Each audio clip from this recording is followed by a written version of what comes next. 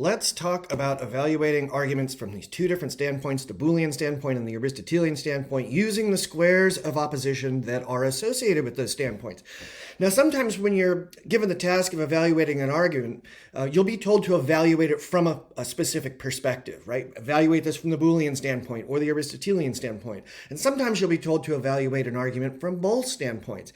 If you're not told to evaluate it from a particular standpoint, you always want to begin by evaluating that argument from the Boolean standpoint, because any argument that's valid from the Boolean standpoint is also valid from the Aristotelian standpoint. So we always begin with the Boolean standpoint.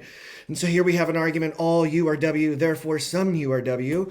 And we're going to use the modern square of opposition to evaluate arguments from the Boolean standpoint. And we look here and we see that our subject and predicate terms are identical in the premise and the conclusion. The premise is an A statement, and the conclusion is an I statement. And I can see on the modern square of opposition that the relationship between corresponding A and I statements is logically undetermined, which means this argument's valid from a Boolean standpoint because it commits the existential fallacy. We have a universal premise and a particular conclusion, not allowed from the Boolean standpoint. Now, it might be valid from the Aristotelian standpoint, though. And to figure out if it is, we use the traditional square of opposition. So again, now I look at my traditional square of opposition and I see that my A statement and I statement have the exact same subject and predicate terms. And so if we assume the premise is true, all U are W, that truth value would trickle down to the corresponding I statement, and it would also be true. So that means that if this premise is assumed to be true, there's no way for this conclusion to be false. And so this argument is conditionally valid by subalternation.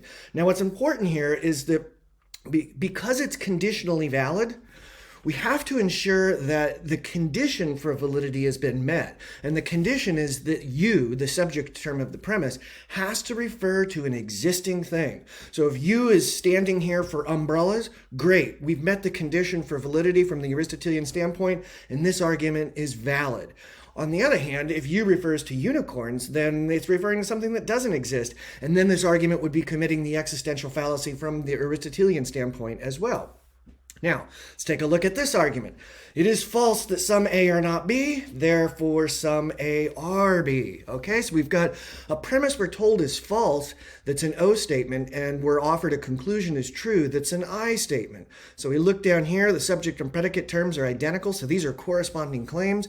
But from the Boolean standpoint, corresponding I and O claims have logically undetermined truth values. So we don't know if the conclusion statement, some A or B, is going to be true, even when we assume this premise statement is true. And so we say, okay, this is invalid from the Boolean standpoint, but not all hope is lost because we still have our friend, the Aristotelian standpoint, and the traditional square of opposition that is associated with it.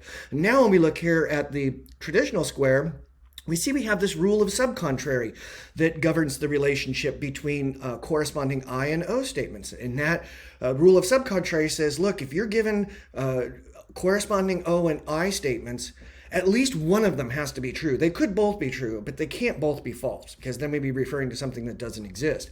So if I'm told that the O statement is false, then by the rule of subcontrary, the I statement has to be true, and that's exactly what the conclusion claims. So we'd say this argument is valid, conditionally valid by subcontrary, and again, the condition that has to be met is our subject term has to be referring to an actually existing thing.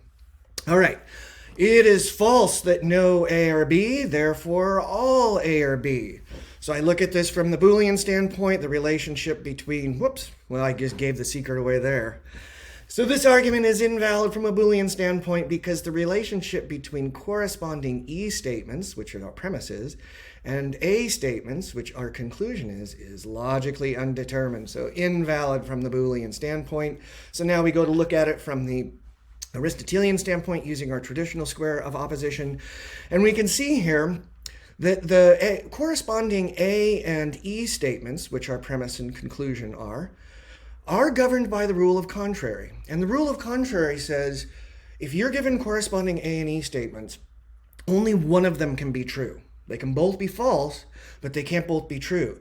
So if you know one is true, then you can know the other one is false. But because they can both be false, you can't conclude that it has to be true that all A or B, which our conclusion is, just by knowing that the premise, it is false that no I or B is true. Okay? So even if this when this E statement is false, we can't draw any conclusions about the corresponding A statement because it could be either true or false. And so what we have here is an argument that's invalid from the Aristotelian standpoint as well. And it's invalid because it commits the fallacy of illicit contrary.